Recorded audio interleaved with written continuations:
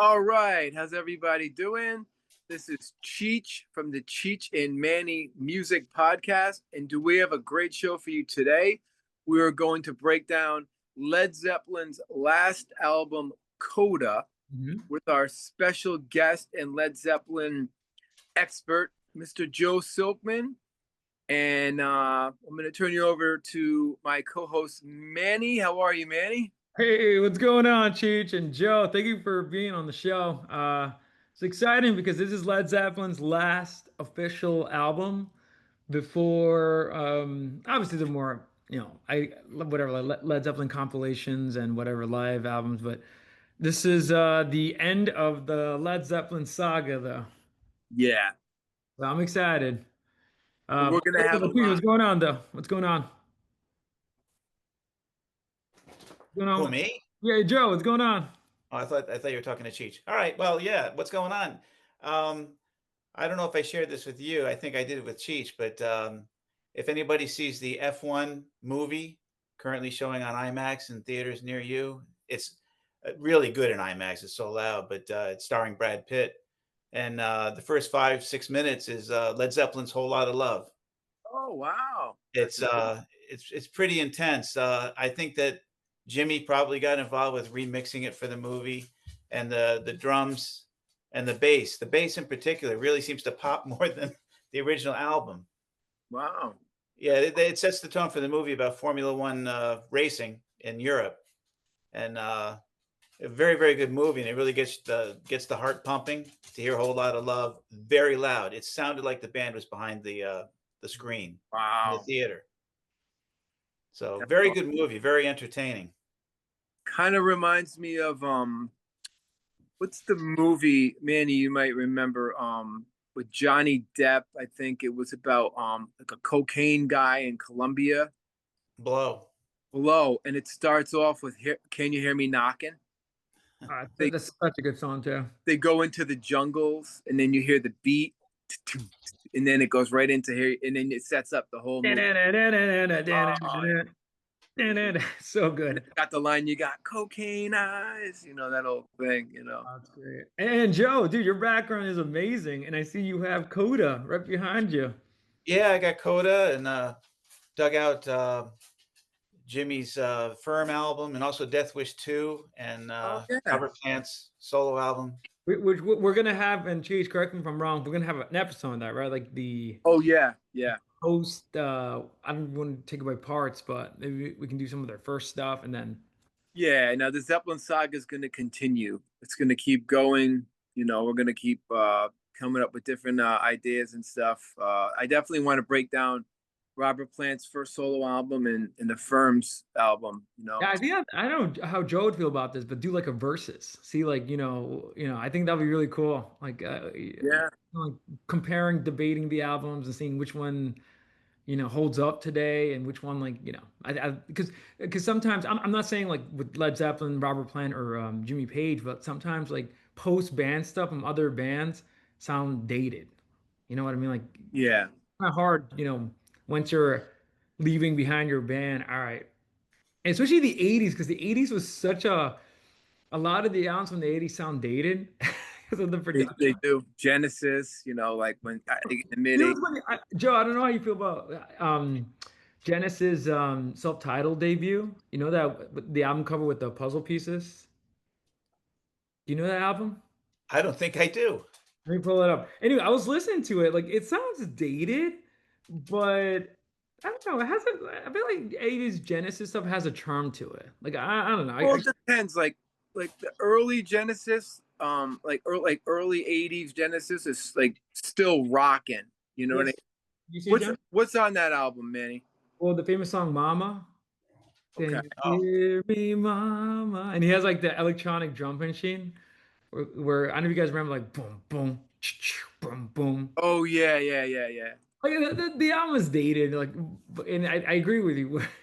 That album today doesn't hold up. Like if any young listener puts it on, they'll be like, "What the f am I listening to?" But I don't think Zeppelin would have gotten like that. They would have been more in like the firm direction, or Jimmy Page is Well, we'll talk outright. about that on the episode. I think Yeah, so. Kind of like we'll talk about their yeah, production and how they dealt with the 80s. So Cheech, you and I have obligatory Rush reference. We talked endless about the 80s production of Oh Rush, yeah, how they got more 80s, I right? think '80s production hurt a lot of '70s band sound. Yeah, well, That that's what we I'm saying. even I'll go as far as even saying Boston. Like Boston, I worship the greatest album. One of the greatest albums of all time is Boston's first album, Don't Look Back. Then Third Stage comes out, 1986. Amazing album. Every song is amazing, Mhm. but the production got very 80s. Yeah, yeah. And that's just one example. That just popped in my head. Obviously Genesis, Rush. Rush's production got very 80s, but the songs were always there. The musicianship was always there. Joe, you want to chime in about any other bands you can think of from the 70s that went into the 80s that really changed their production? Oh, the one I just read about, because I listened to a little bit of it, was ELP, Emerson, Lake and Palmer, when they put out Love Beach. Uh, oh, that was late 70s, right? Maybe it did, yeah, maybe it didn't even make it into 80. But Well, you It's know, like the band was almost over at that point. but you know yeah, that album is notoriously bad. it's it's not as bad as you think. The cover's bad. The cover's hard. Remember we talked about Cheese. Remember we talked about soft rock covers like they Yeah. Yeah. That's going to be in the when we do a retrospective. That's definitely in my top 10 as far as us laughing.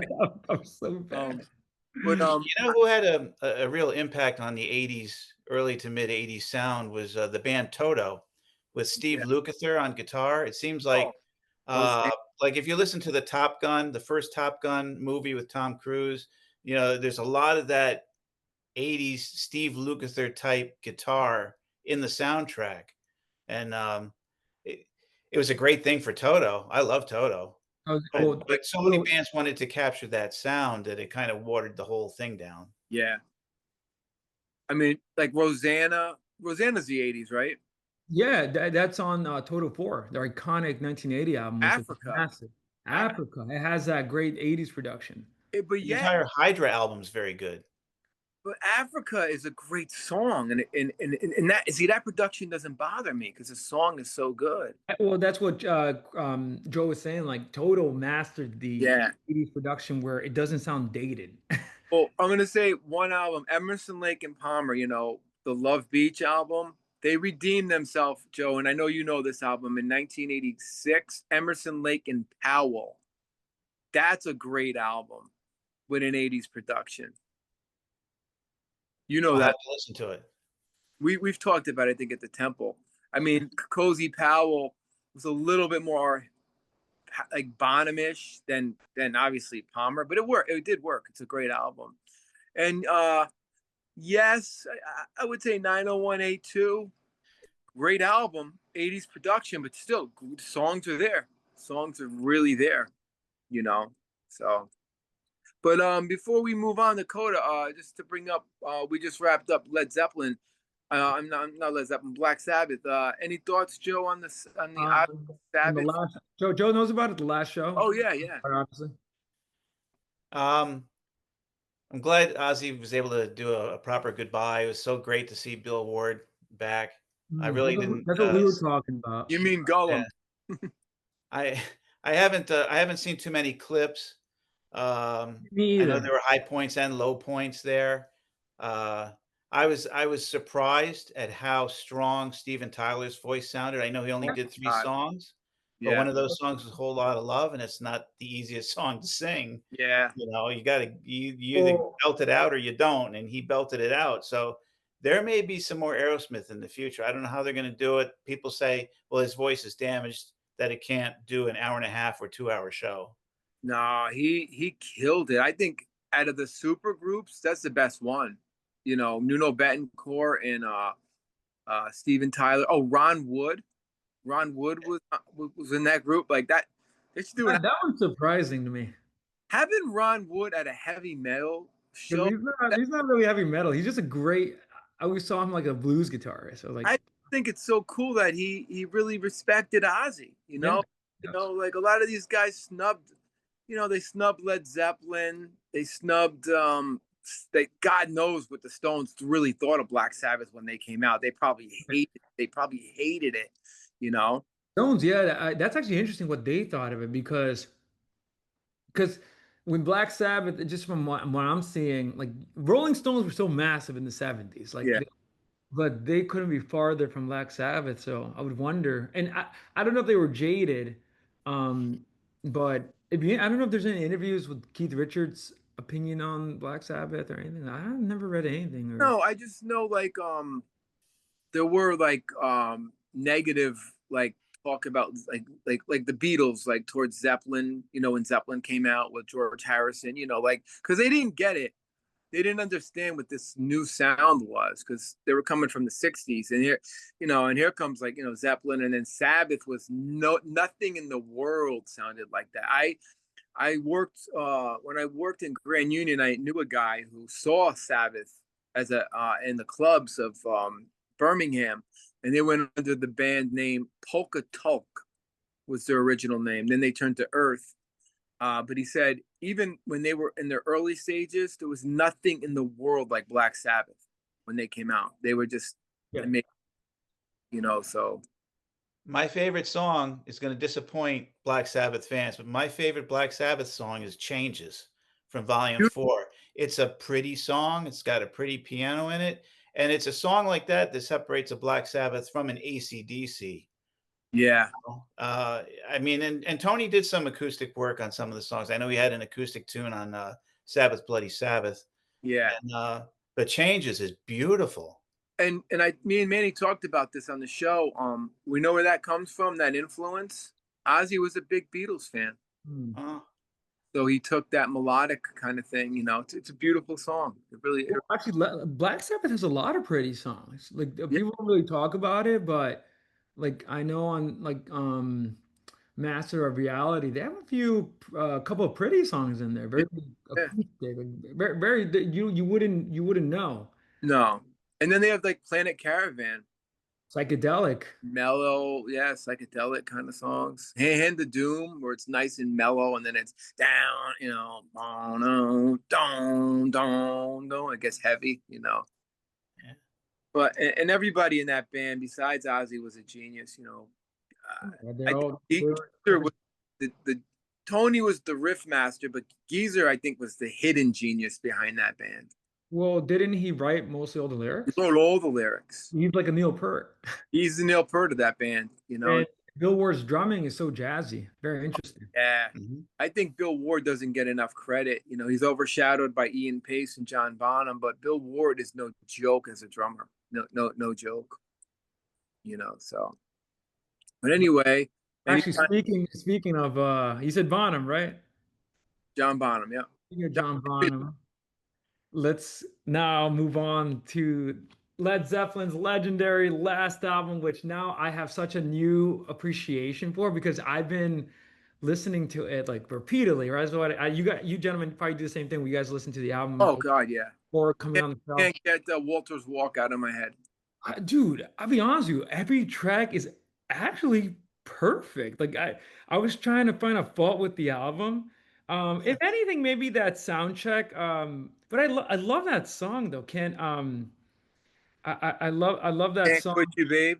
Yeah, because it's like a sound check version. It's Yeah. actually really good though. But I've heard it so many times, like, oh, I wish they included something else. There's no hot dog on this song. I'll tell you right now. On There this are album. no hot dogs from the. But there's a Darlene. But I like Darlene. I like Darlene too. I like Darlene. That's a good one. That's a rocker.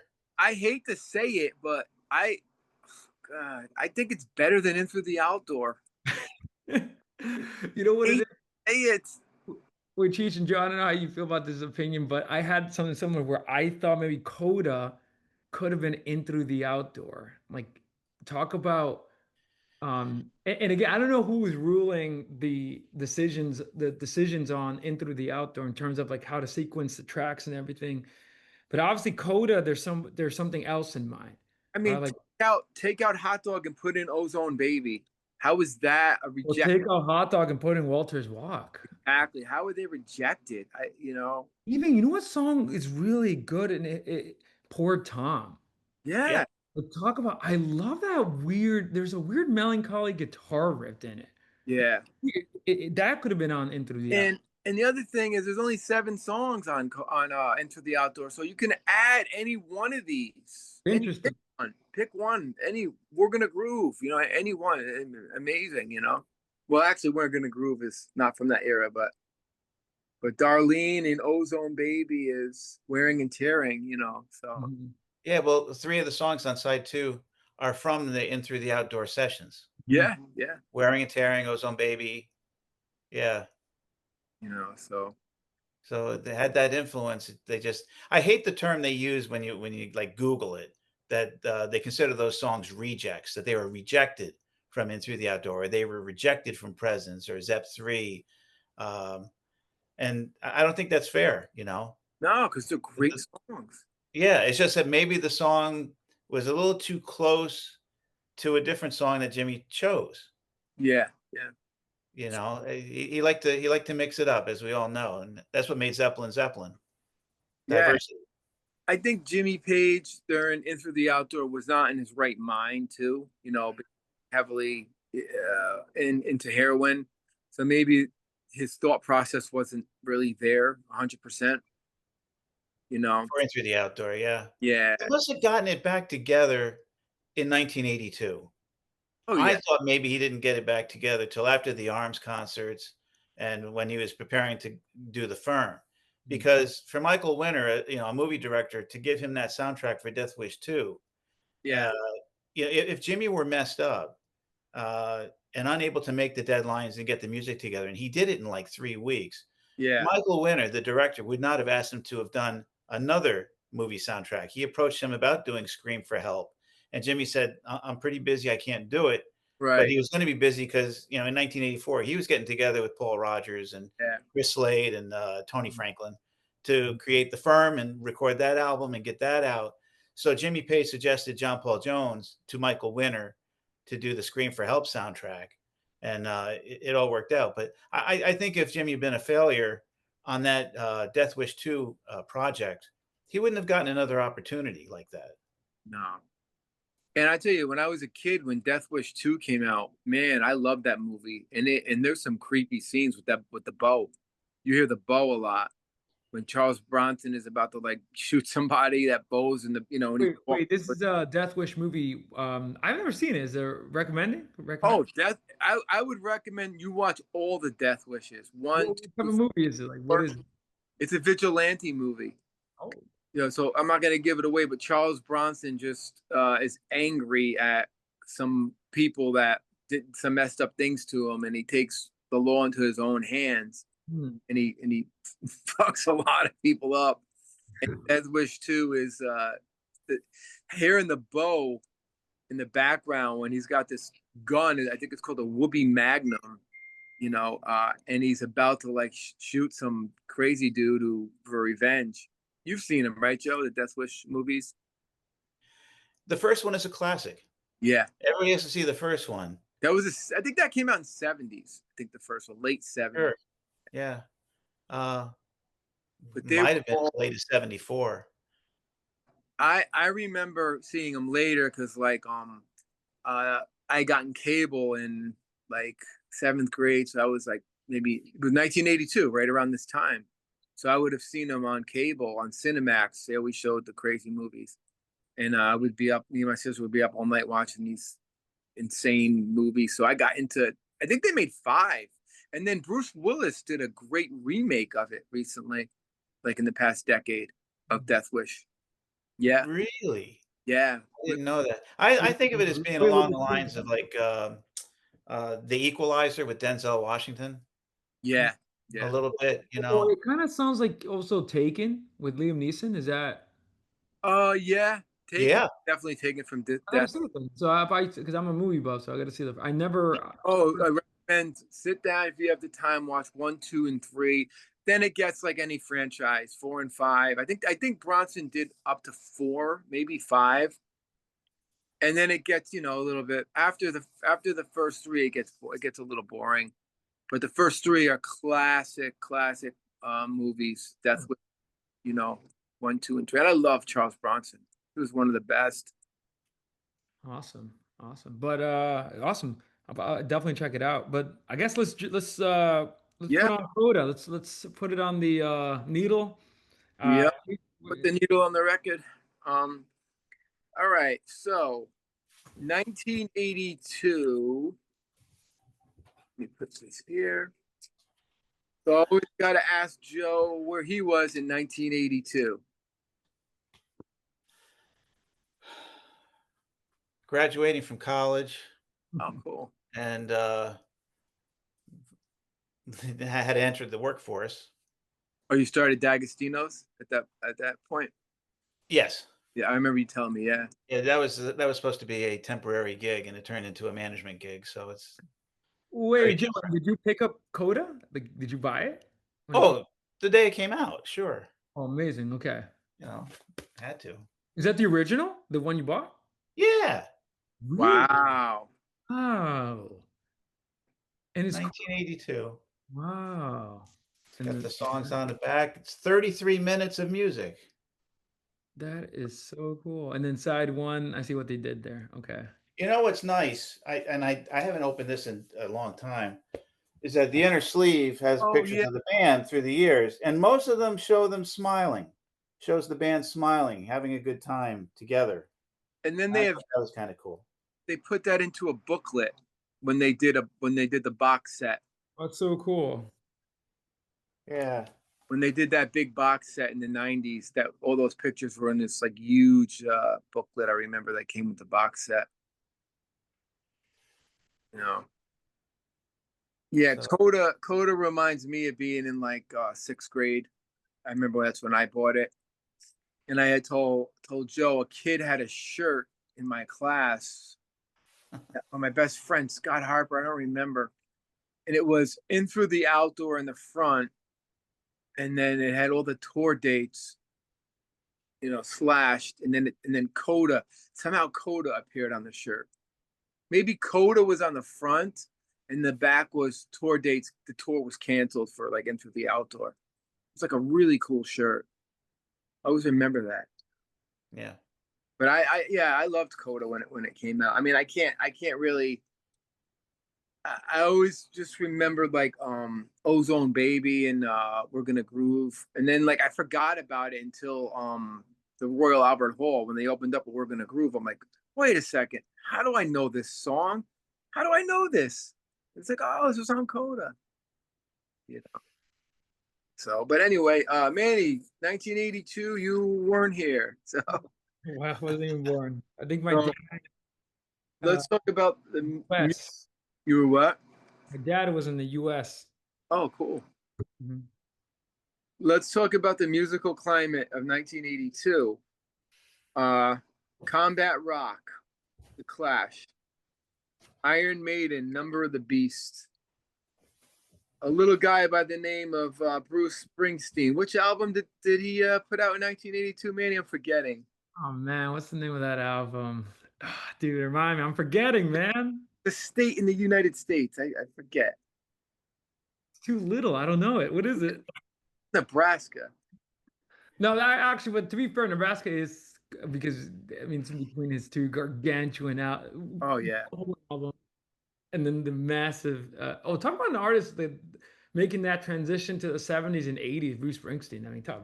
Oh, He kind of did his, with and you just blew my mind yesterday because I'm writing Born to Run, and I'm going through the musicians, and I'm like, "Where's little Stevie? Where's little Stevie?" Well, it says arrangements, backing vocals. Oh, I don't know if you saw my text. I So did, yeah, little Stevie Van Zandt actually did provide a lot of things on Born to Run. The problem is that he didn't officially join the band until they toured the album.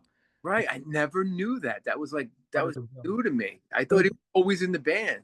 You but, know? but, but I'll be honest with you, this is just my theory or my opinion. Van Zandt's influence was not really felt on Born to Run. You feel it on Darkness and The River. Yeah, yeah, That's where you hear most prominently his, you know how actually one underrated harmonies is Springsteen and Van Zandt. yeah, Harmony is really great, like really guttural and rock and roll. But yeah. Interesting. I learned that yesterday because I was going nuts, going Stevie. oh, he played, Had but just that he didn't join the E Street Band, not yet. yeah. Um, a girl you guys talk about a lot, Kate Bush, Dreaming, that came out in '82. Challenging art pop. Michael Jackson's Thriller, Duran Duran, Rio, a band called XTC, who I love, English Settlement, Mhm. Judas Priest, Screaming for Vengeance, Peter Gabriel, Security, John Cougar before he was Mellencamp, American Fool. I don't know. I just put this in because I like them. The Go Go's, Vacation, Paul McCartney, Tug of War, Prince, 1999, The Scorpions, Blackout. Got a lot. A little band from Canada. Which album came out in 1982? I forget. I don't know. I forget. God, my mind is John Anderson, brain fart. No, Who? It wasn't. It wasn't. Yes, was it? no. Signals. Chicago 16, The Great Toto, who we talked about, probably the best production that made it in the 80s, Toto 4. A band I love, they're a one-hit wonder, but I just love them, Modern English. And if people who just know them for Stop the World, I'll Melt With You, listen to After Show. There's a lot more than that song. And a band called Roxy Music, Avalon. Okay. We'll get into Coda. I have a lot on Coda. Led Zeppelin's ninth studio album. It's a collection of, and as Joe said, rejected in live tracks, but we'll say not rejected because they're great tracks. From various sessions during the 12-year career, released November '82, 2 years after the band broke up following the death of John Bonham. Mhm. It was the fifth label on Swan Song. And you want to explain, Joe, why they released it as an album? And this is key to the album too, I think, Joe. Yeah, Why they released the album? yeah. Why did It was Zeppelin put it out? And it wasn't like the label just packaged some bullshit and put it out. Like, you want to explain like why they had like well, Before Joe explains it though, isn't that what kind of happened though? Led Zeppelin owed Atlantic Records one more studio album through Swan Song, their own record label. right? So they had a contractual agreement that they wanted to meet, and that's how they did it. And Jimmy had to do some sleight of hand on that because they took two songs that were obviously recorded live, and they called one a band rehearsal song, and the other one "We're Gonna Groove." They took all the audience noise out of it. They mixed it out, And I and can't it's think too. No, yeah. So it was to meet the contractual agreement. well, I was gonna say because at a certain level, because of it was to meet a contractual agreement, um, there's not really the album is great, but there is not really a strong. You know how albums have like one great cohesion or like narrative? It all seems kind of like slapped together. I'm Yeah, not going to yeah. lie. I'm not. There's not a theme. There's not a theme. No, no, no, no. The album cover is. I mean, it's cool, but it's not. Almost like a greatest hits or a compilation. It's almost like the record label threw it together. Like a lot of these bands, like Deep Purple. I remember just quick when I met Roger Glover, I had got a new Deep Purple album. It was a greatest hits album. Rush did it too. A lot of bands did it. And I said to Glover, "Oh, I got the new Deep Purple album." And he's like, "What new Deep Purple album?" And I'm like, well, it's a compilation. He goes, "Oh, those." He goes, "That's just a label putting them out without even us. We don't even know about it. We'll get a royalty check maybe next year, but we don't even know about these albums coming out." Yeah, yeah, yeah. That's how it feels like. Yeah. And interesting observation I note here is that I don't know if John Paul Jones was still around, but in terms of like overdubs, it was mostly guitar and vocals. Yeah. So I don't think John Paul Jones was probably in the same room. No, I think, I could be wrong, but well, me and Joe were talking about John Paul Jones. He's very mysterious in the 80s. And then in the 90s, he pops up here and there. And then, He took time off to be with his family yeah, and decide whether he wanted to continue on with music because it was putting a strain on his family life. You know, Yeah. the Zeppelin lifestyle is, takes a Yeah. lot out of you. Oh, The okay. expectations were so huge, Oh, yeah. Yeah. I can you imagine. know, but Jimmy was all in as the producer. I'm sure he's the one that put in the lion's share of time and energy, Um, getting the songs together to meet this contractual, obligation that they had. mm. I think the other guys really just had to sign off. I wasn't aware that Plant might have overdubbed some vocals. And it's just and Joe and just a few. I mean, just so I'm looking at my notes here. You're right. It's mostly guitar overdubs, but for the most part, the outtakes. Maybe that's a better word than reject. These outtakes were as like you said, the first half are from different sessions of their discography, and then the second half is more in through the outdoor sessions. But for example, vocals were overdubbed on Walter's Walk. And I'm trying to see anything else. And I'll be honest with you, that's it. I mean, mostly was guitar overdub, so a lot of a lot of Page's hands on it. Yeah, and then Jimmy did the electronic treatment on Bonzo's Montreux, Yeah. Yeah. the drum That's solo. Oh, he did that. That's pretty cool. yeah. Um. So, like we said, a collection of 8 songs, and it is a collection spanning the 12-year history of Atlantic of Led Zeppelin. And Atlantic made it, considered it a full album to meet the record labels, the final album and the contract. Um, Mhm. but it's a mix of some rehearsal tracks. Um, and there was also bootlegs of these songs going around too. I read, you know, and I don't know if Walter's Walk was a bootleg. It probably was on a bootleg. I don't know if they ever played it live. Joe, did they play any of these songs live?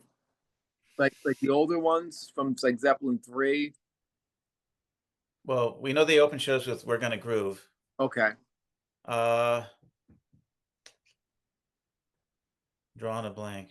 Of But course, they were "People Gonna Leave You." No, not "People." supposedly they were on bootlegs, and that's one reason why they wanted to put these songs out. Uh Here's an interesting thing. Coda means a passage that ends a piece of a musical piece following Yeah, the main body. And that was chosen for the title. it's the 1980 final piece of music. on Swan Song, produced by Jimmy Page. The band was done after the tragic death of John Bonham, but it charted well. It went platinum in the USA and silver in the UK. So, I, I'm surprised there were really only 33 minutes of music on that, and that he left off, Saint Tristan's Sword, or what was it? Oh shoot, Baby Come On Home. yeah, It was really that was a good one. Now the other song that came out in a later release was Sugar Mama, which I thought that the vocals were very shrill. If Robert had maybe worked on that, but yeah, for me as a record buyer, I'd want to get 40 minutes of music, or I'd feel like I was somehow cheated, unless they were selling the record at a lower price, I to know. push it. But you guys are onto something with Jimmy. Did know there were a lot of bootlegs out, and that people were, thirsting for any kind of Led Zeppelin product. Yeah, So he didn't mind putting out "We're Gonna Groove," so yeah. he did it.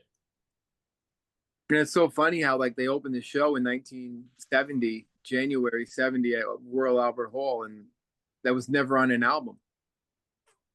Great. Yeah. So basically it consists of John Bonham drums, John Paul Jones bass, piano, keyboards, Jimmy Page electric, acoustic, Robert Plant vocals and harmonica, engineer Stuart Epps, Peter Grant, executive producer, Jimmy Page, producer, Hypnosis cover. Now the engineers are all over the place. Andy Johns, Eddie Kramer, Vic Mahler. Charted at number 4 in the UK and number 6 in the US. So we'll do a deep dive into the album. We're Gonna Groove, which might be my second favorite track Mhm. on the album, next to Ozone Baby. Um, January 1970, recorded at Royal Albert Hall, and I recommend you see the video for this or watch the concert. Me and Joe had owned the DVD that had the Royal Albert Hall, Earl's Court, and Nebworth on it. So cool. What color shirt was Plant wearing? It's old. The footage looks grainy. Oh, never mind. Okay. No, because I've seen some. I'm not sure if it's the Royal Albert Hall, but I've seen a famous young Plant with Zeppelin wearing a It, blue shirt, but I don't know if that's the right one. it's uh, it's an album. It's a tour with John Paul Jones isn't even playing keyboards on this set that they do at Royal Albert Hall 1970. Mhm. I was so surprised John Paul Jones didn't play the keys once, and it's a very raw concert. Them in their early stages, there's a lot of mistakes. It's fantastic. I love it. I wore that CD out. And Joe, we talked about this earlier. Who wrote "We're Gonna Groove"? Oh, well, I know who was credited. Yeah. Benny King. Yep. Hmm. Yeah, And have you heard that version of it? It's very different. Very different. I did not. Yeah. You know, it's funny. When I lived in Greenwich Village, in New York City in the mid '80s, I was walking past the Lone Star Cafe, and I was hearing this music, and they were just about to go on stage, actually, and it was Benny King. I Wow. got to see him do a set, and I knew he was a legend. I was like, I was so lucky to get in there. And if people who remember what the Lone Star Cafe was like in the Village, you know, back in the '80s before it shut down, Yeah. very small venue, and downstairs the stage was like 10 feet from the bar, you know, and like with a narrow walkway. It was just you could get so close to the artist. And I love the after the Firm concert, Jocko and Jimmy Page had a jam at the Lone Star Cafe. That's the classic. Yeah. Um, Thanks to Tony Franklin, he suggested to Jimmy that they go. wow. To, you know, say, you know, yeah. So one bass player wanted to play homage to another bass player. And sadly, that was like the downfall of Jocko. We should do a whole show on Jocko one of these days. Um, anyway, the lyrics are themes of love, desire, devotion. The repetition of the groove, I read, meant that the band was in the pocket and in the groove. That's how they felt. I think they changed the name. The Benny King song wasn't called "We're Gonna Groove." It had a similar name, but it's taken ideas are taken from it. It's a funky blues jam, great bass. The bass is so amazing. Powerful drums, great guitar. I love how it starts off with that, and they go right into the. All right, it starts out aggressively. Like talk about like aggressive song. Like And there's one part in the video where John Paul Jones, John Bonham's drum stool starts pushing away from his drum kit, and he stops for a second without missing a beat. It's nuts. Amazing drums, powerful guitar solo. Plant's vocals are on fire. You know, it's Led Zeppelin becoming Led Zeppelin, literally. 1970. They're learning about improvising. They're learning how to perfect their sound. I think what 1970 would have been Zeppelin 2. Yeah, we would have been the Led Zeppelin 2 tour. So it's an amazing song. And I recommend people go out, watch the video, and listen to the song on Coda. They took obviously they took the audience off to make it a studio track. So any comments on that? I think Jimmy had to decide if he was going to put on Communication Breakdown or We're Gonna Groove. I think he believed that maybe the two songs were somewhat similar in their pacing, I, and I, he chose Communication Breakdown. Good choice, Jimmy. that's interesting. Wait, on Led Zeppelin, the first one. Yeah, Oh, that yeah. oh, you're talking about this album. Well, you know what's funny? Both Well, no, I mean, w We're Gonna Groove is from that, 1970, sessions. way back to the beginning, and, probably when they were putting together Led Zeppelin 1, they had to decide between the 2 songs, and Well, that was Communication Breakdown. they're real very similar because communication breakdown doesn't start off Led Zeppelin, right, Joe? It's not that's not the Good first. times, bad, Say it again, Cheech? good times, bad times starts Right. off.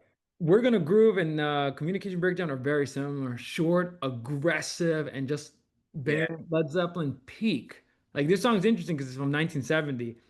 It's just like dun, dun, dun, dun, dun, dun, like and then like, you just hear Bonham just like relentless drumming. It's crazy. It's good. great song. I mean, it could have made the first album. I think it could have definitely been on the first album. If the, you know what I mean, and would have been a good choice, or even the second album. Hmm. Uh, so that's thanks, Joe. That's a great. That's why I love having Joe on the show. I never went like I had no idea. I mean, communication breakdown is a way better choice. Because it's to me that might be that's heavy metal. That's like da da da da da da da da down now now. That riff is insane. One of the first like heavy songs. Hmm. Powerful. So moving on. Poor Tom. So Joe, this is an outtake from which album? Led Zeppelin 3. Yep. Do you know where they took they took idea from a song? Your audio dropped out on me, Cheech. I didn't hear that. Oh. They took this song from an old blues song. Hmm. I don't know if you know that. Poor Tom? Yeah. I don't know, but for me, it kind of reminds me a little of Gallows Pole type. They type. took from I don't even know this guy. I looked him up. Tomcat Blues by Sleepy John Estes. I've heard that name. I've heard him, but I don't know much of his stuff. It's new to me for the blues world. It's interesting. Interesting concept. A man who's mistreated by his woman. No, I'm sorry. This isn't the other one. Is that Buzz? Oh, you could hear Buzz. He's in the room. Da-dum. Hey Buzz. Yeah, Black Dog. A man who is mistreated by his woman and is feeling down on his luck. That's Classic blues theme. yeah, classic Led Zeppelin. So is it in the same kind of category as Jimi Hendrix's "Hey Joe" or Neil Young's "Down by the River"? Yeah. Or Cheech Carrerio's every relationship he's in with a woman. Never mind. Well, if I choose, this might hit too close to you, but he worked for 30 years sharing hopes and fears. Dreaming of the day he could turn and say, "Poor Tom, work is done." Poor Cheech, work is done. Or Cheech working at the temple on his 27th anniversary this month. You get a $5 gift card. So they got yay.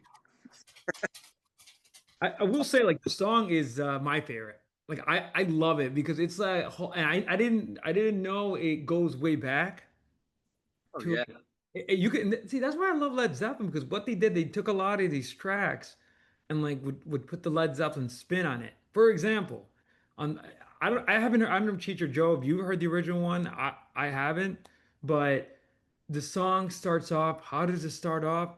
Bonham's drumming like chicka chicka, like it's like a nice chug like, and it's a Led Zeppelin 3 outtake. So I agree with you, Joe, that it has a like that gallows pole, um, sort of like sound to it, and a weird. I love. I don't know if it's slide acoustic guitar, but it has this nice Yeah. guitar work that Jimmy does on it that kind of definitely gives it a sad spin.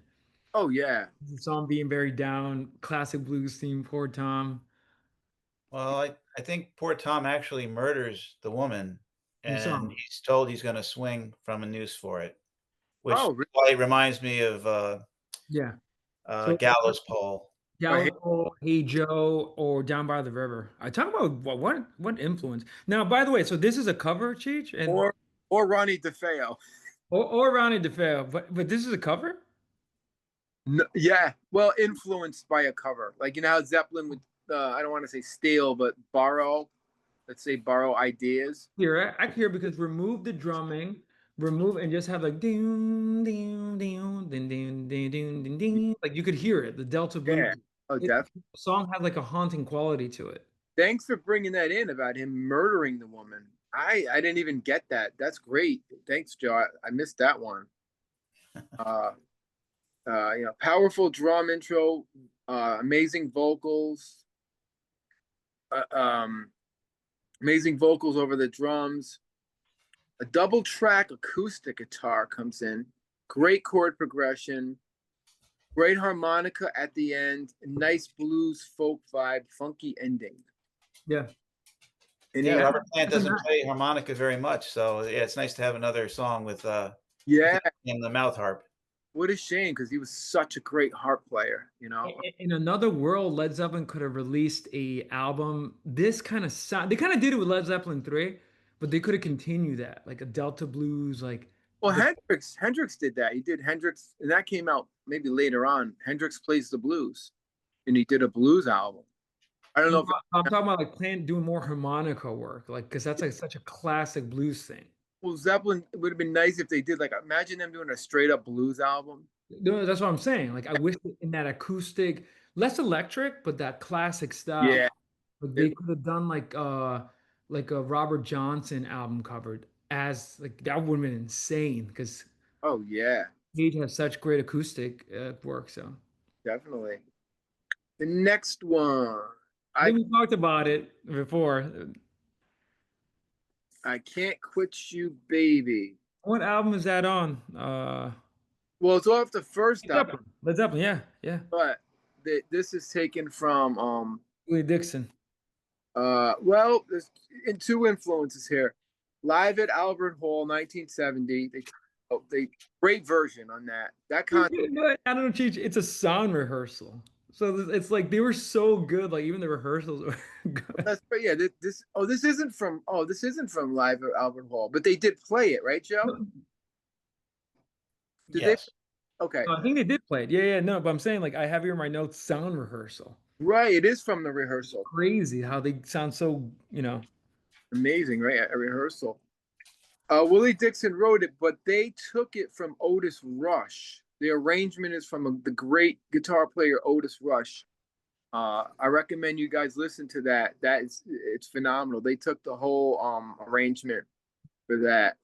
Um, and the lyric now this is interesting what the lyrics are about. A person being told they can't quit on the other person. So like either the woman or the male saying you have to stay in the relationship, you can't quit. You're stuck. They are they're stuck in the relationship even though they don't want to be.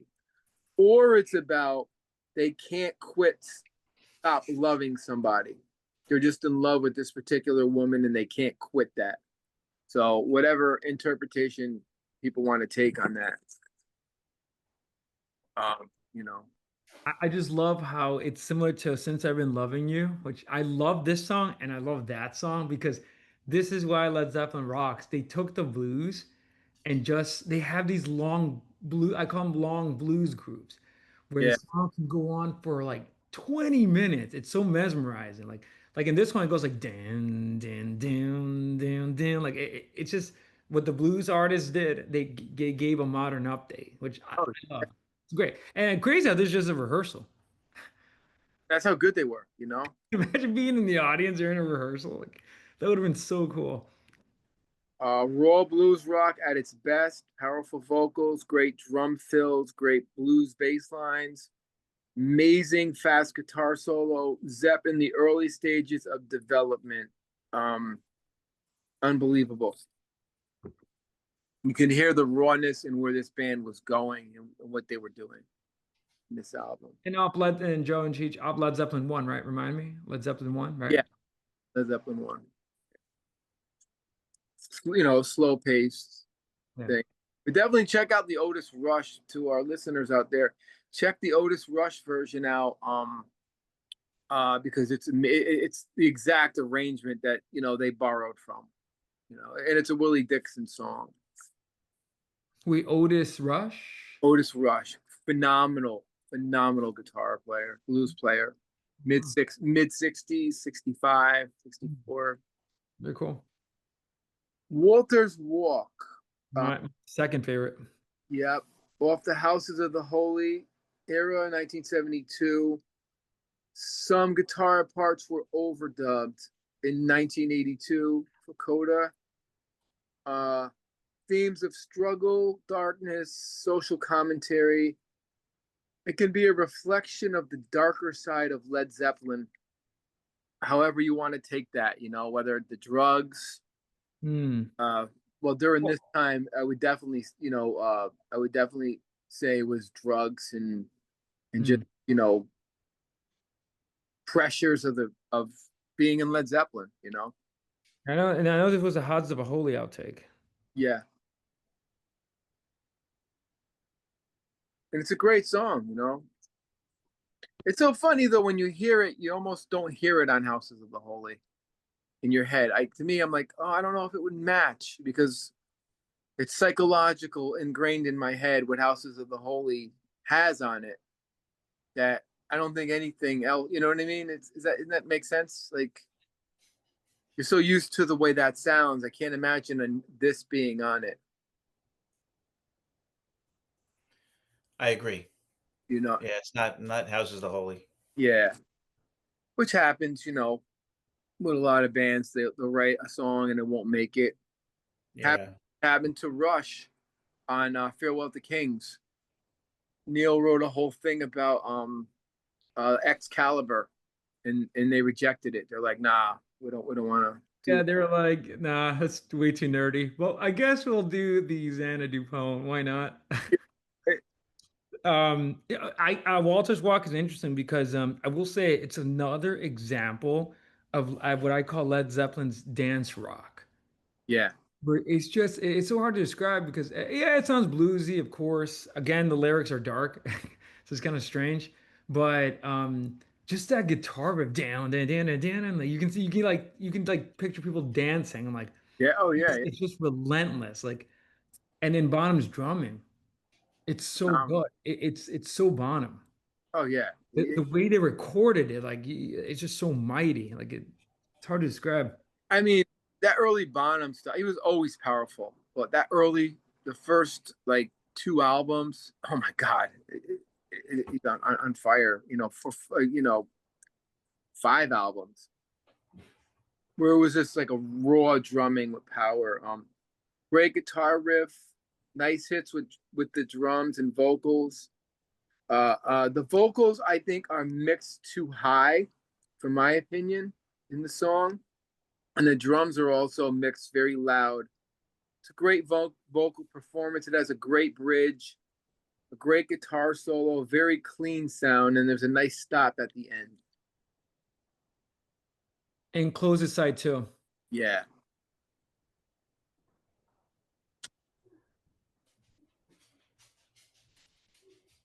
Weird, right? It's a weird song. I'm listening to it. That's why I have the phone with. I don't want I don't want my mic to pick it up because otherwise that video will get flagged. Yeah. It's just, I'll be honest, it's a great song. It could have been a huge hit. It could have.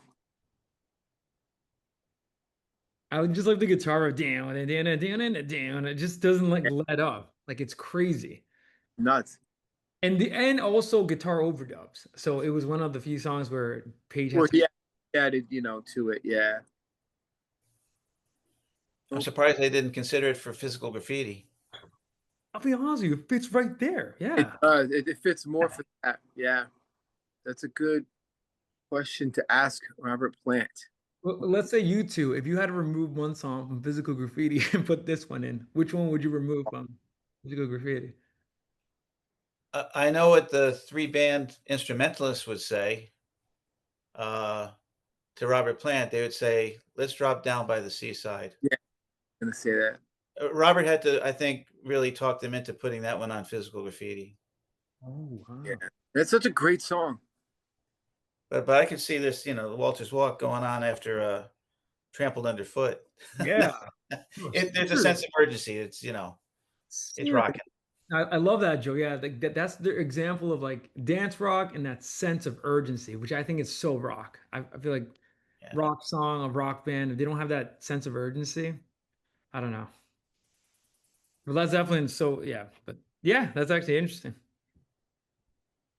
Um, so the next one we get into Ozone Baby, which Into the Outdoor outtake. It should have been on Into the Outdoor, in my opinion.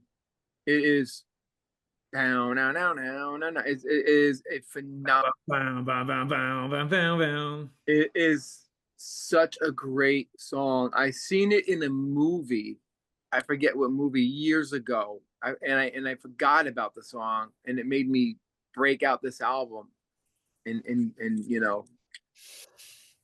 um, it is about emotional independence, self-respect, boundaries in a relationship, a sense of frustration, detachment. One is trying to rekindle the past relationship, emotional independence. Someone's not interested in going back in the relationship, self respect. It's my own true love. It's my own true love. He keeps repeating. An important of self love and one's worth, boundaries, and not going back into the relationship to fall back into old routines. That's what I got out of the lyrics. A lot, a lot to it.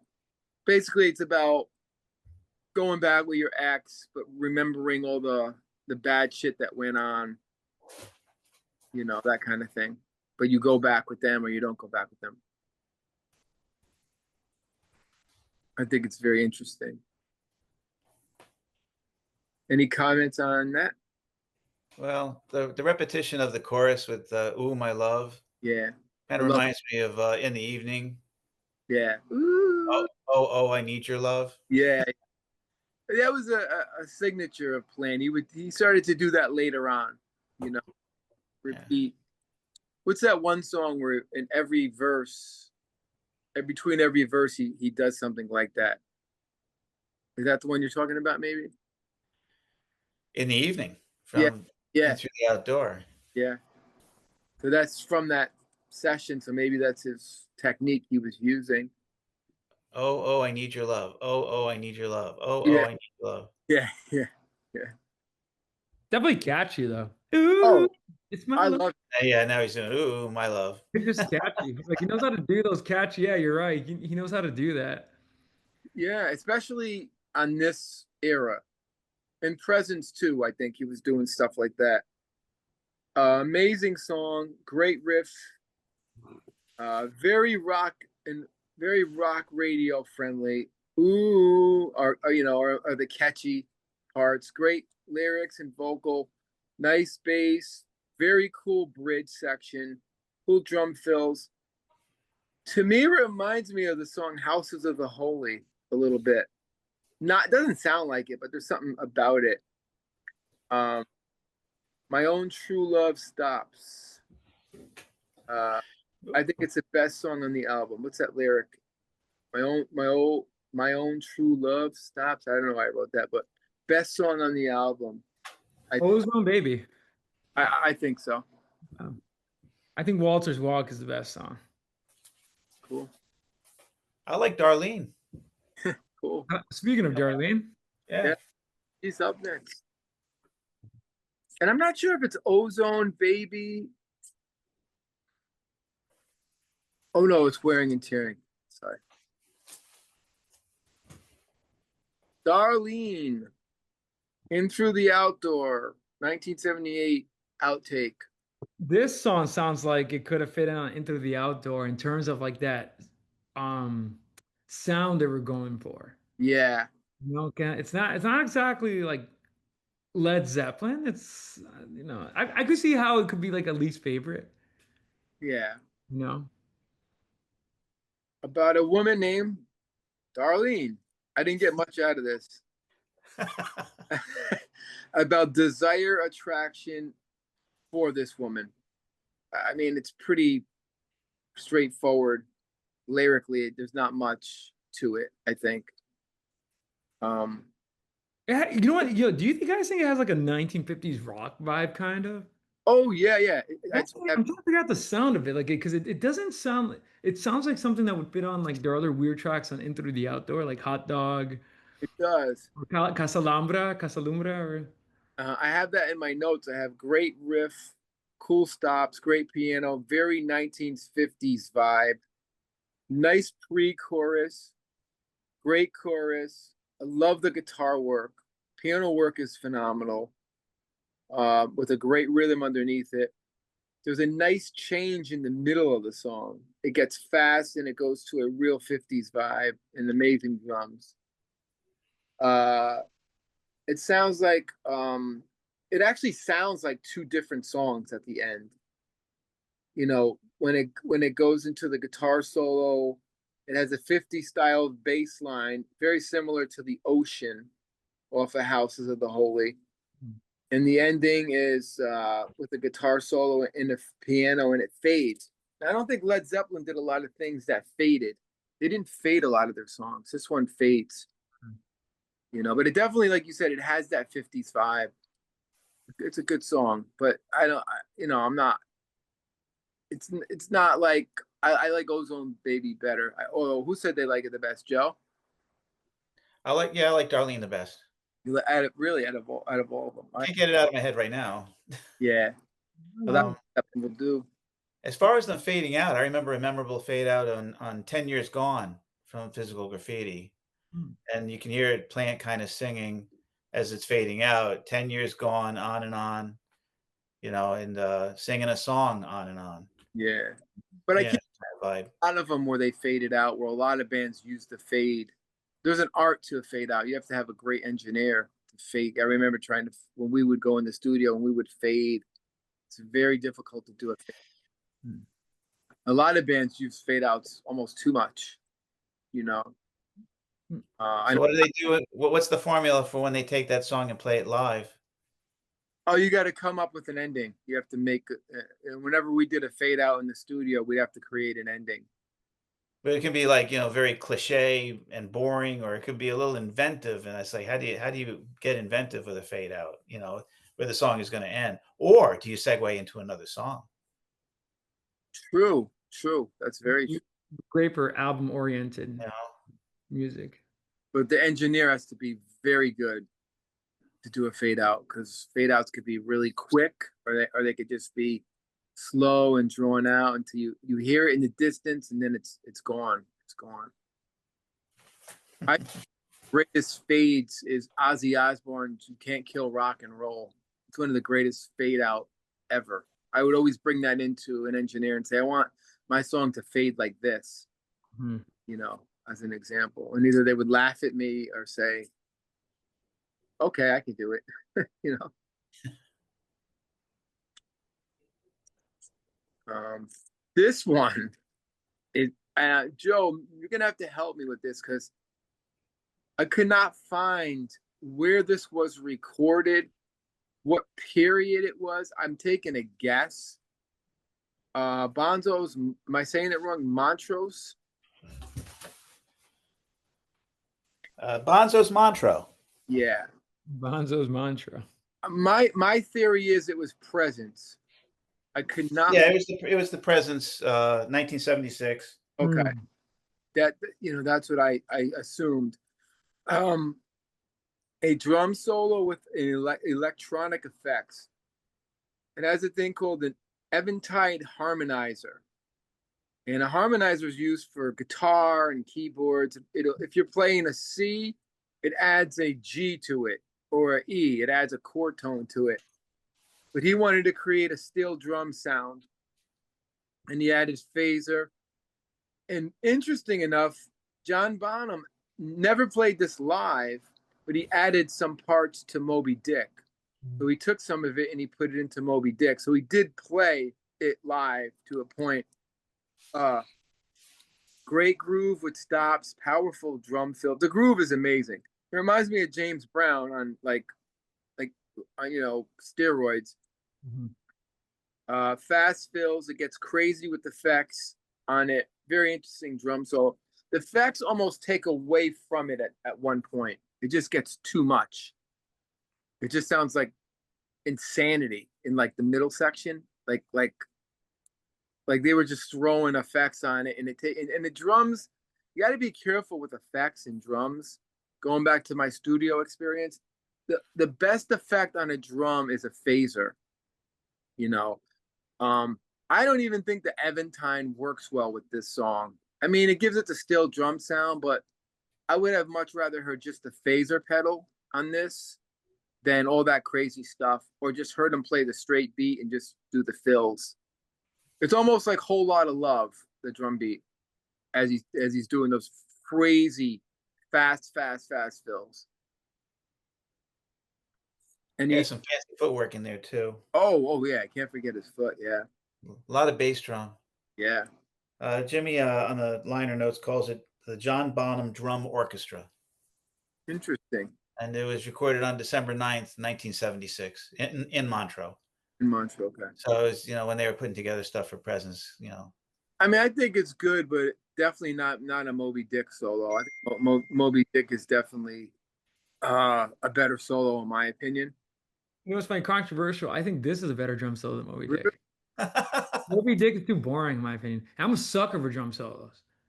Like See, this sounds like this sound is crazy because I heard that effect, like ding ding ding ding ding, like that. It's like a weird effect, but you see, I kind of like that because Neil Peart and Phil Collins started doing that, so they were already kind of beating them, but using sort of like technology to sort of like. So for me, I like it. Like I like the sound. I yeah. like the madness of it because it's like you're right. It's only Bonham on drums, and it just shows you how like thunderous he is, like, and how Page was able to capture that and like add a little. The intro, the groove is amazing in the intro. I just feel it gets a little messy in the middle. Like it just sounds overly affected. Hmm. Treatment is like just like too much. And sometimes with drums, that can happen if you put too many drums. Drums have an automatic reverb naturally when you hit it. They're like because it's going to bounce out from underneath the wood. You know, and then the toms in the drum skins have a natural reverb. So add effects to that, it adds a weirdness to it. But it's a phenomenal solo, and I'm glad he got to use it. I would try to find footage of him using it. Any more comments on that? Joe? I always liked it. I mean, I thought that it was fresh. It was good. Jimmy puts a lot of treatment on there. Yeah, little a little too much for me, but I love it. It's good. But that bottom right foot, that bass drum, very, very fast, very fast. Okay, now we're on to the last song, and another one of my favorites. Wearing and Tearing. Once again, In Through the Outdoor outtake, 1978. The lyrics make complete sense. The wear and tear of touring and being on the road, their exhaustion, and the constant strain of travel. They wanted to be home with their family. So that's basically where this came from, especially on In Through the Outdoor. I could see that. Any comments on that? On Wearing and Tearing? Yeah. Was this their attempt at trying to compete with the punk groups? I don't have anything on that in my notes. No. Like high energy, very fast. The plant has to really spit the lyrics out to keep up with Jimmy's guitar playing. What I have is great riff, very, very, very fast drums, raw production, a very long intro, nice stops with the vocals, a simple song, ending. The ending is crazy chaos. It's like chaos at the end, you know?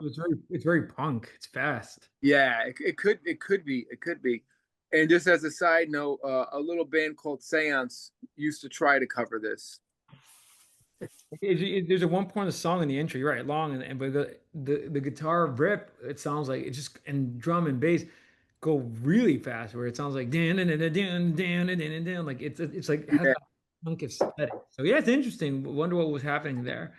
But at the same time, it is mighty Led Zeppelin. It's a great yeah. song. It's probably It one of the best complete songs in the album. Like it's so fleshed out.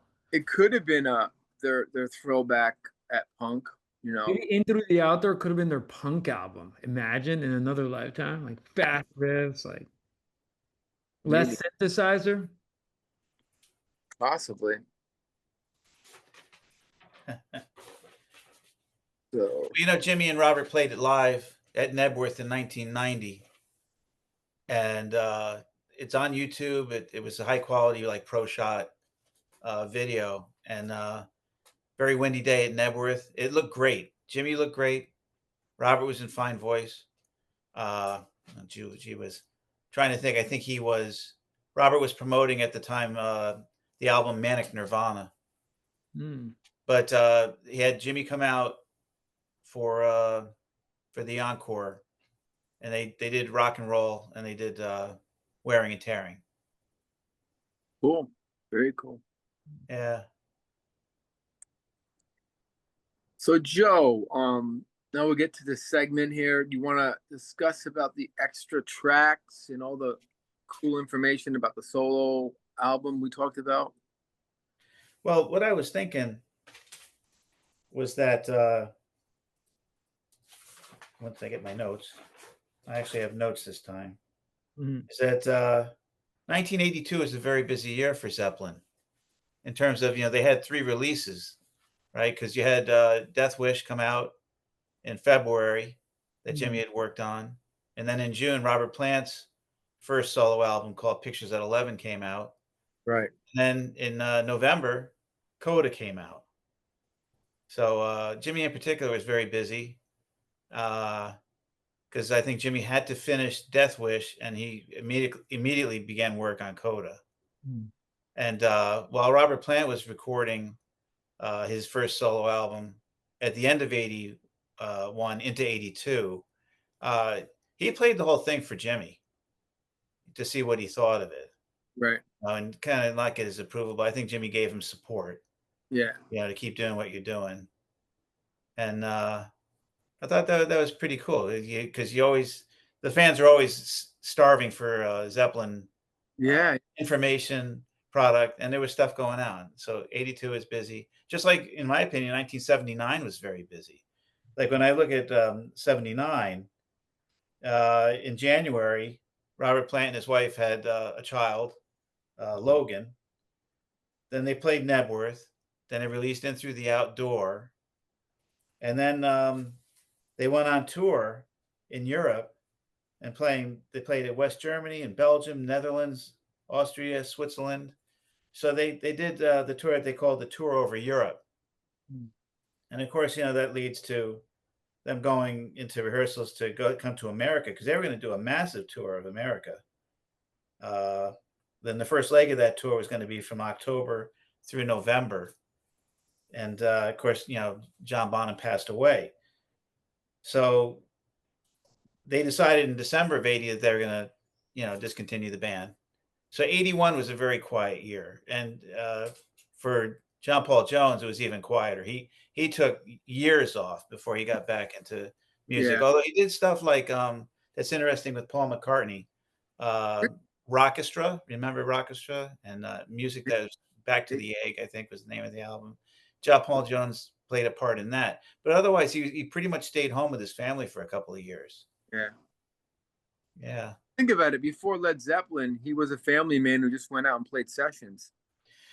I've read something today online. It was an interview with John Paul Jones that he thought, when he was asked to join Led Zeppelin, that the band would last maybe 3 years. The idea of bands staying together for decades, or Yeah. or a decade, Yeah. It was very rare, very unusual. But and I Yeah. had heard that before from Ringo Starr.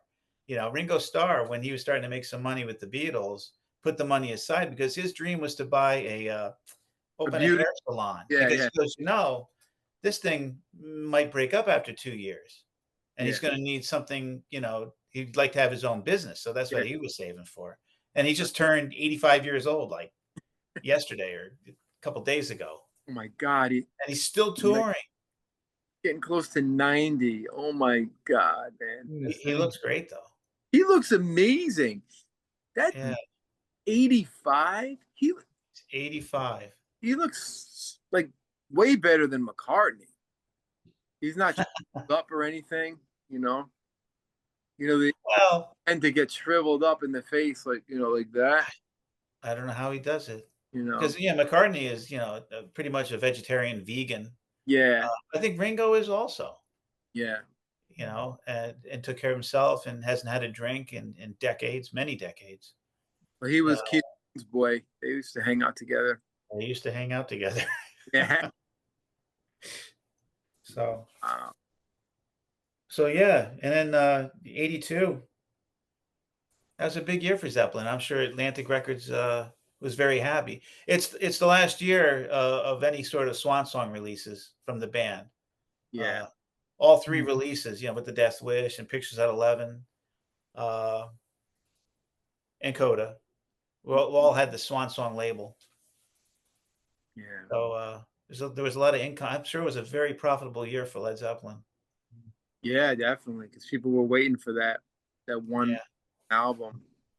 And I'm glad Led Zeppelin had a lot to do with it, and it wasn't just thrown together by the label. What happens to a lot of bands. Well, that's the beauty of it from the very beginning with the contract that Peter Grant and Jimmy Page signed with Atlantic was the level of control they had. Yeah, It was over the music, it was like total control. yeah, And they hated singles, they hated being on TV. They did a few of them, yeah. you know, Early on. very early on. Yeah, and, yeah, I Wow. was going No, somewhere, something else, but it's funny. You never really saw them on American TV.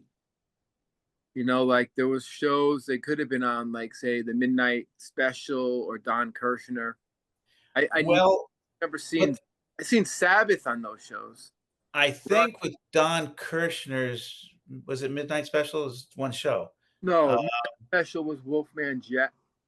yeah, I just remember Robert Plant being interviewed before a concert, as they were getting ready to put, "The Song Remains the Same" out, On and, Don Kirshner, or was that an English show? it was an English interviewer, but Yeah. it was shown on American television, and Oh, I okay. remember Robert Plant had a feather in his hair. That's what I remember. Maybe maybe it was on American TV, but I don't ever remember them. Like I would stay up late when I was a kid after Saturday Night Live is when Don Kirshner was on, and like that's when I discovered a lot of bands. Like I discovered Black Oak, Arkansas, and like obviously seeing a lot of Rush. Um, Frank Marino, Mahogany Rush was on there, I never remember seeing Zeppelin like performing, you know, on those shows. All the weird, like not that they're weird, but like you've seen them on like European countries and the black Yeah. footage. It N must have been No, yeah, they never I don't think they ever appeared on American television. no, It a was lot. just in a short interview segment with Robert Plant, Yeah. and then, they also showed clips from, "The Song Remains the Same" when they were promoting that. Oh, okay. That would have been in '76. Yeah. Interesting. And I got some CD bonuses that came out in 1993. Baby Come On Home from 1968. Traveling Riverside Blues. White Summer, Black Mountainside, 1969. You ever hear that? Well, isn't that on Zeppelin 1? I thought it was. No, this is another song. Black Mountain Side? White Summer, Black Mountainside. That's Jimmy's acoustic piece. It was like a bonus track on You Coda. Or, Okay. Yeah. Hey, what can I do? B-side from the Immigrant Song. I never understood why not put on, hey, hey, what can I do? Put that on Coda or put on, Baby Come On Home. I want my 40 minutes of Zeppelin, not like 33. Joe, you got cheaped out. I wish I still had it. God, I somehow my older cousin gave me a collection of Led Zeppelin 45s. And it was like in a box. Must have been like something that they put out. And it had, the A songs and the B songs. And I remember the discovering, hey, hey, what can I do on the B side of the Immigrant Song and going like, this is the fucking greatest Led Zeppelin song I ever heard in my life at the time. And like, why is this a B side? I remember I knew all the B sides because it was little 45s. Mm-hmm. And do you remember that, Joe? Or I don't know how I wound up with it. It was just like a 40 I Led Zeppelin. I never knew that "Hey, Hey, What Can I Do" existed until I actually heard it on the radio one time, and I only had the Zeppelin 3. I didn't have, the 45s. Yeah, It wasn't until I bought a Japanese master and they included the 45 with it yeah. that I got a copy of it. So, yeah, everybody loved the song, It's you know? a great song. It's I don't know how it didn't make an album. It's, I love that song. The one thing that I found interesting was, Jimmy was working on one thing while Zeppelin was still together, and I think he used the working title of he was calling it the Epic, and, I can see what he was doing. He'd saved that for himself, Yeah, because it needed a lot of work, but he had, the main framework of this song, and when he went to the firm, he did end up recording it with Paul Rogers, and it was called Midnight Moonlight from the right. first Firm album. Yeah, Yeah, it's a pretty epic, piece of music that maybe someday we'll talk about on yeah, another episode. Next episode of this. Yeah, but it's like, I think that's one he kinda said, "I'm gonna save that one for myself, and I'm gonna take that where I yeah, can go and work on it properly." He wasn't gonna rush it out. yeah. We think somebody that creative and that talented, and I want my 40 minutes of music. Where's my other 7 minutes of music? I'm No, like, well, Jimmy can just whip up a nice 4-minute acoustic tune, I know. on his acoustic guitar. I like he can do it just like that, no problem, right? Of course, it doesn't work that way. no. You got to be in creative mode. Um, so And yet he did the Death Wish 2 soundtrack in about 3 weeks, wow.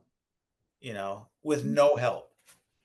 And he got a band together, and it was a rock and roll band. Yeah, Whereas for Scream for Help, at that point, Michael Winner, the director, insisted that the soundtrack had to have a 70-piece orchestra.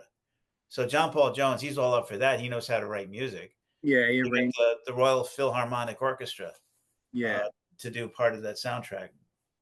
yeah. Jimmy couldn't have done that. No, no. He would He, have. he, He he would have didn't. help. He couldn't notate music. No. I don't know how he did it. You don't have to be able to write down music for rock music. You don't have to be able to read music. Eddie Van Halen couldn't read music. Even Buddy Rich, I remember reading, didn't know how to read charts. But somebody like John Paul Jones was a schooled musician. He could arrange and write notes. That was like when I was in college, I had taken a thing called music dictation, and it's the hardest thing in the world. It's basically Music theory though. But rock artists, they normally don't know how to read music. no, No, no. rock, I think rock music is always about feel. It's all about feel. But but if you read music, it helps you become a better Oh, player. oh no, you're gonna be in the case of John Paul Jones, master of Yeah, or Jack Bruce. Jack Bruce studied upright bass. He played cello. Like when I was in music college, and we'd have to do music dictation. The teacher would play on the piano, and it'd be like 5 notes, and then you'd have to write it down. And I struggled. I struggled. It helped my ear get better, but the only thing I heard was rock stuff. I can hear a major, I can hear a minor third, a dominant seven chord, and a tritone, or a power chord, a root of five, and the teacher's like, you can't hear like a root to a third, but you hear like the minor stuff, or you hear like a tritone, which is Black Sabbath, the song Black Sabbath, and the teacher's like, how could you not hear the easy stuff, but you hear the most complicated stuff that these classical kids can't hear? I said, because I play heavy metal, and that's what they use. And she was so fascinated that my ear heard minor sounds and tritones over the major stuff, and it was just in my ears from listening to Zeppelin and Sabbath all these years, and of course dominant seventh chords. You know, Awesome, man. so Are ready to wrap this up? we Cool. got the cover really quick. Just before you do the cover is like like It, it's crazy how this is hypnosis. It's so sad with hypnosis because I don't know if you two know album covers were in the starting with the 80s were starting to be like you didn't need production houses like hypnosis. So no, I saw his documentary, they kind of like fizzled out starting in the 80s. yeah, and it's sad because, well, I guess CDs started coming out, and I will say, Joe's holding up the album cover. That font was created by one of their artists. yeah, his name was Bernard Pretty cool. Alum, and it's called the Neon Slim design. Uh, yep. Main four letters, Coda, Nah, it's really cool. a form of the alphabet, uh, typeface designs. The design is called Neon Slim, designed by Bernard Alum. And a passage of music that ends a piece following the main body. That's Coda. That wraps up the Coda, you know. And overall, I think Coda is a brilliant album. Even Actually, a great album. it lacks, like you said, Manny, a theme. There's not a theme going Oh, through it. It's definitely put together, you know, in chronological order. Is it chronological order, Joe? Yeah, right. kind of sounds like it. Yeah. Yeah, Almost, yeah, almost, because Bonzo's Montreux on side 2 is, mixed in with 3, tunes from In Through the Outdoor session, so, yeah. uh, that was not chronological. Right. But a couple of them. It was close because 3 of the 4 songs were from In Through the Outdoor, and then Bonzo's Montreux was, you know, 3 years before. Yeah. But overall, I recommend, to our viewers out there, if you haven't heard Coda, listen to it, stream it, whatever you do. Same.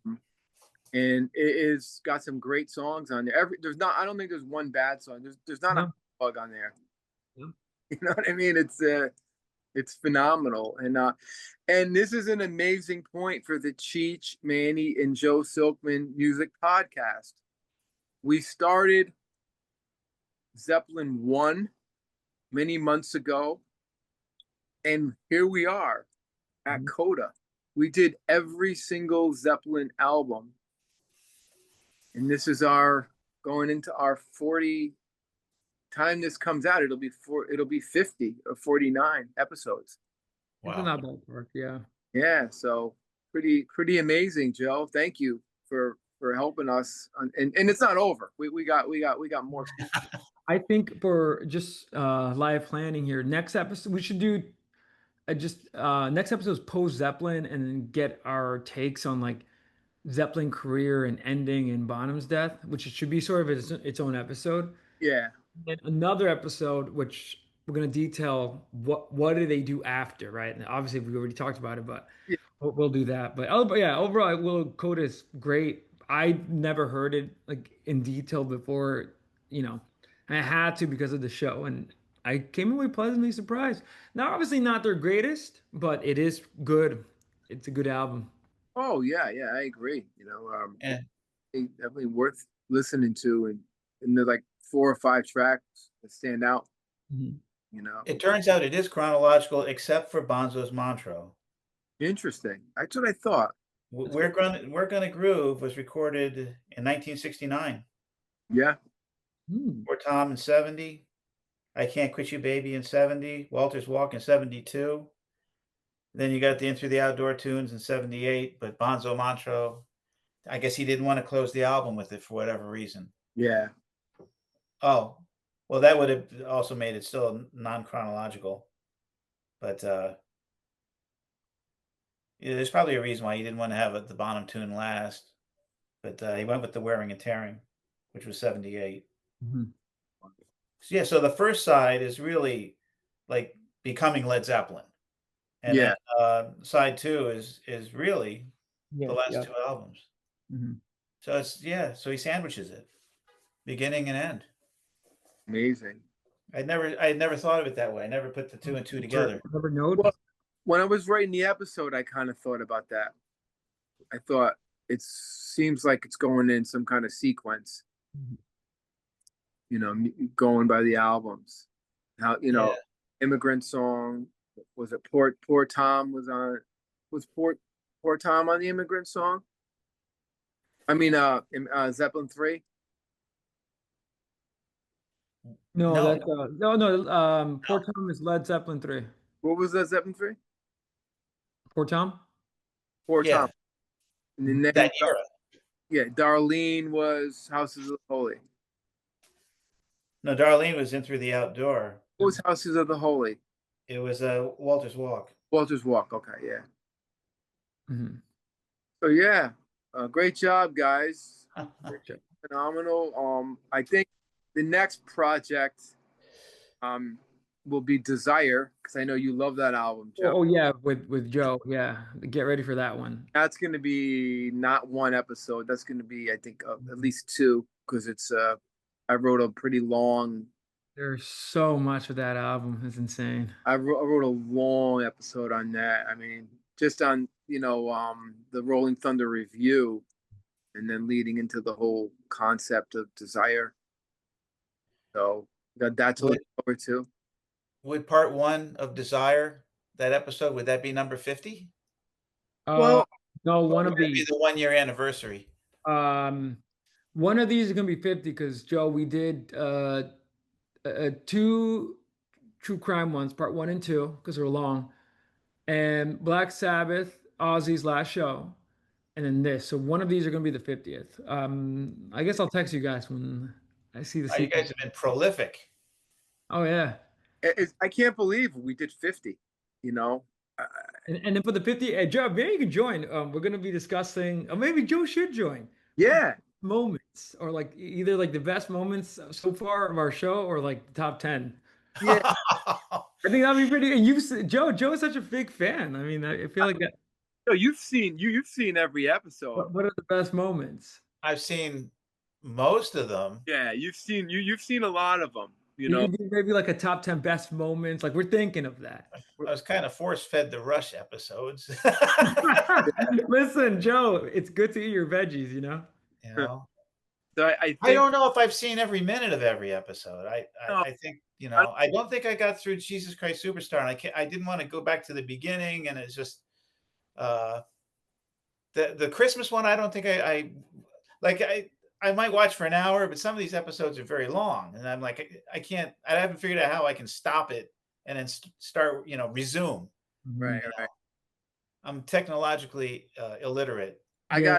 got to go back and just think of, like, I could think off the top of my head some of the the funny ones that me and Manny had, like AM Gold. Just the album covers on that are just hysterical. Well, the blooper reel is going to have all the times that you say the F word.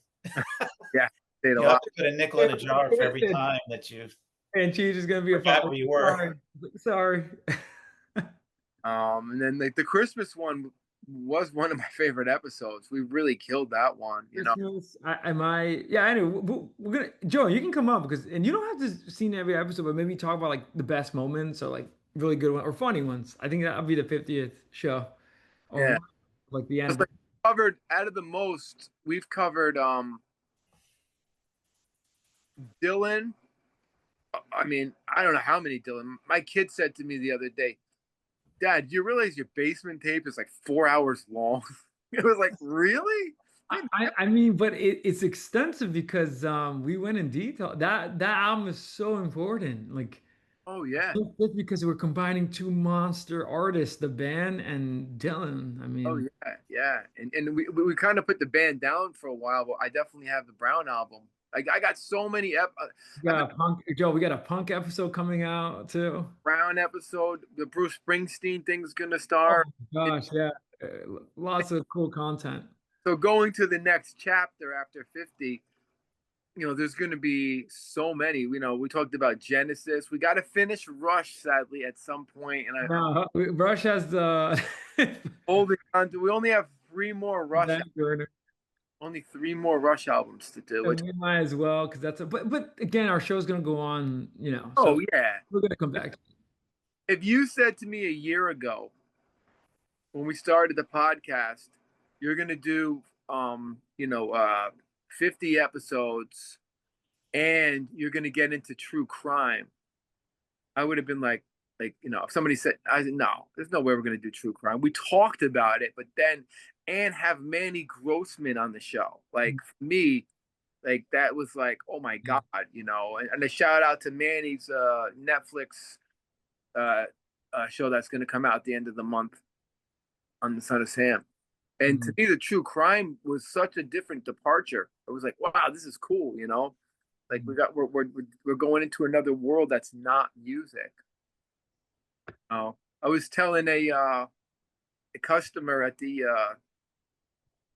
temple the other day. He's like, "Oh, so how's the podcast going?" I said, "Good." He's like, "Any new bands?" I said, "Well, there's some new bands, Bruce Springsteen." But I said, "We're doing true crime," and he's like, "What?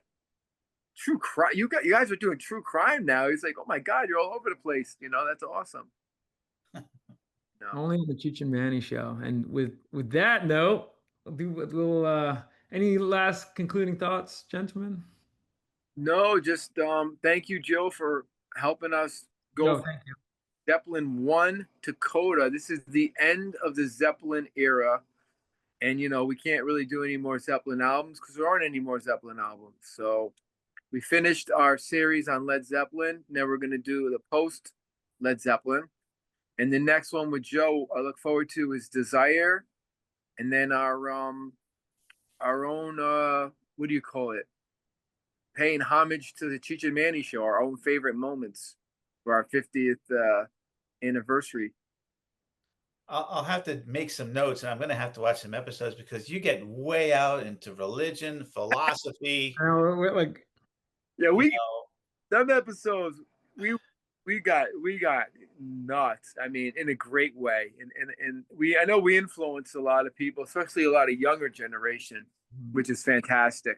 I love that, that the young generation picked up on this and was like, thank you for listening. So anyway, we'll sign off. Joe, start to prepare yourself for Desire because that'll be the next one. you're ready, Joe. And then Cheech, Perfect. thank you. Joe, thank you, guys. This is thanks a lot. It was fun. You guys have a good one. and Joe, Have a good night. keep that background up because we're still gonna do Led Zeppelin. So keep it up. It's not over. Definitely. Well, I have to get some permission from the boss. and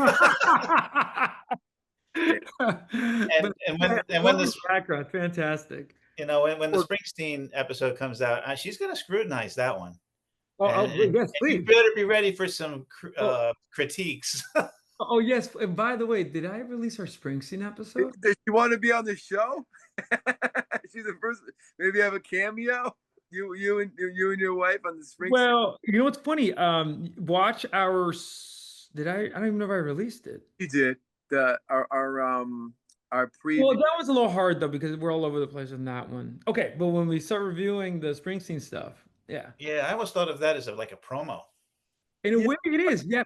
And a interesting thing where, yeah, I love that. More of a promo.